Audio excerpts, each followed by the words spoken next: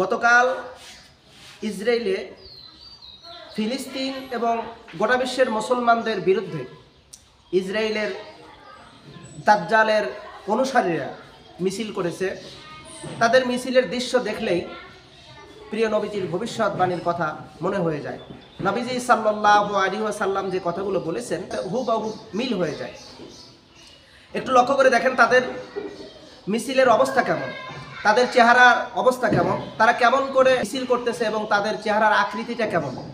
প্রিয় নবী সাল্লাল্লাহু আলাইহি ওয়াসাল্লাম এই মর্মে বলে গেছেন দাজ্জালের অবস্থান কেমন হবে। দাজ্জালের অবস্থান হবে ভয়ঙ্কর আকৃতি, তার এক চক্ষু বিশিষ্ট হবে এবং তার চেহারাটা হবে অদ্ভুত ভিন্ন।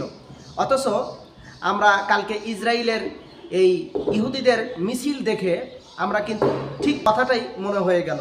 তাদের চেহারাটাও অদ্ভুত আকৃতি করে মিছিল করতেছে, তাদের জিহ্বাটা বের করতেছে, শুধু চোখ দুইটা, কিন্তু চোখটা যদি একটা হতো তাহলে বোঝা যেত এরা দাজ্জালের সন্তান। তবে আল্লাহ রসুল সাল্লাল্লাহু আলাইহি ওয়াসাল্লামের হাদিস থেকে, ভবিষ্যৎবাণী থেকে যেটা আমরা পরিষ্কারভাবে বুঝতে পেরেছি, খুব অচিরেই দাজ্জাল বের হবে এবং দাজ্জাল গোটা পৃথিবীর শাসন করবে, গোটা পৃথিবী সফর করবে। আর ঠিক সেই মুহূর্তেই ইমাম মাহদির আগমন হবে। আমরা কি ধরে নেব ইসরায়েলেই কি দাজ্জাল অবস্থান করবে? আমরা কি এটা ধরে নেব দাজ্জাল কি ইসরায়েলেই আত্মগোপন হয়ে আছে, বা দাজ্জালের ইশারাতেই মুসলমানদের উপরে আক্রমণ চলতেছে, মুসলমানদেরকে নির্যাতন করা হচ্ছে, গাজার মুসলমানদের বাড়ি ঘর সব কিছু ভেঙে তছনছ করে দেওয়া হলো, রাফার একটি শহরকে ভেঙে চুরমার করে দেওয়া হলো, মসজিদুল আকসার উপরে আক্রমণ করে সে মসজিদুল আকসাটাকে তারা আয়ত্ত করে রেখেছে। এটা কি দাজ্জালের কথা অনুসারেই হচ্ছে? আপনাদেরকে যদি এই বিষয়ে যদি চিন্তা করার কথা বলা হয় তাহলে রাসূলুল্লাহর হাদিস আর বর্তমান প্রেক্ষাপট, এই যে গাজার মুসলমানদের উপরে যে নিপীড়ন নির্যাতন চলতেছে, এটা যদি আপনারা মিল করেন আর রাসূল করিম সাল্লাল্লাহু আলাইহি সাল্লামের সেই কথাটি যে ফিলিস্তিনের ইমানদাররা যখন নির্যাতিত হবে টানা 12 বছর নির্যাতন যখন হয়ে যাবে, তখনই ইমাম মাহদির আত্মপ্রকাশ হবে। এ কথাটা কিন্তু আমরা সকলেই জানি এবং কিতাবুল ফিতান হাদিসের বিশ্বতেন যে দাজ্জালের আবির্ভাব হবে, ইমাম মাহদির আবির্ভাব হবে।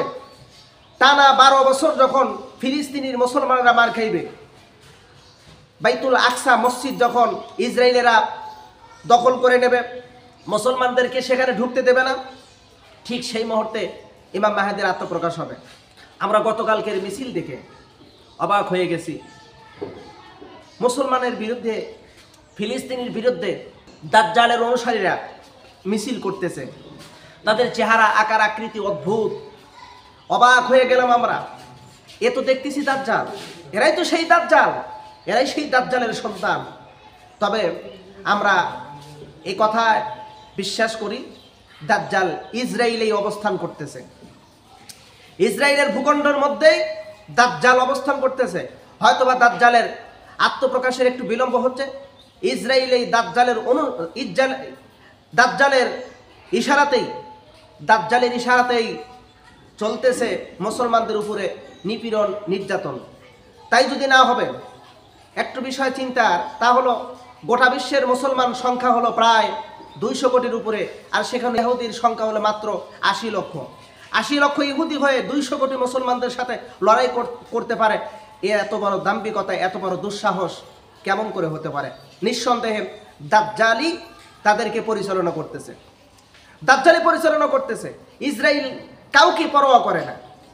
উড়ে এসে জুড়ে বসার ছোট্ট একটা ভূখণ্ড, ছোট্ট একটা শক্তির অধিকারী, অথচ তারা কোনো রাষ্ট্রকে পরোয়া না করে মুসলমানদের বিরুদ্ধে একের পর এক নির্যাতন চালিয়ে যাচ্ছে। তারা দাবি করতেছে এই ফিলিস্তিনির বাইতুল আকসা আমাদের, এটা আমাদের, এই জায়গা আমাদের, ফিলিস্তিনি আমাদের, এখানে কোনো মুসলমানদের নির্দিষ্ট কোনো জায়গা নেই। প্রিয় বন্ধুরা, এটা তো দাজ্জালেরই সেই কারিশমা। খুব নিকটেই ইমাম মাহদির আগমন, আর ইমাম মাহদি আসলে আমরাও তার সৈনিক হয়ে দাজ্জালের বিরুদ্ধে। সবচেয়ে ইন্টারেস্টিং বিষয়, ইহুদিরা একটাও বাঁচবে না। ইহুদি যদি কোনো গাছের নিকটে আশ্রয়ে পালিয়ে থাকে, গাছ বলবে এখানে ইহুদি পালিয়ে আছে।